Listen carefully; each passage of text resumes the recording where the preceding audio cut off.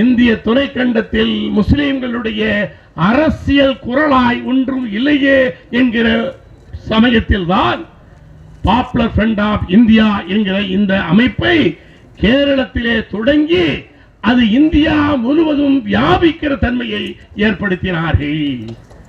அதுதான் அவர்களுக்கு அச்சத்தை தந்திருக்கிறது.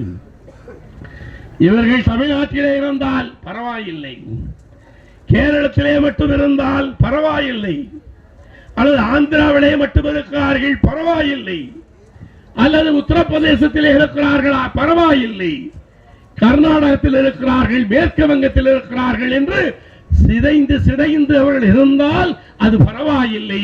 ஆனால் ஒரு குரலில், ஒரு பெயரில், ஒரு குடியில் இந்தியா முழுவதும் இவர்கள் கிளம்பியிருக்கிறார்கள் என்றால் அது ஆபத்தானது என்று அவர்கள் உணர்கிறார்கள். யாருக்கு ஆபத்தானது?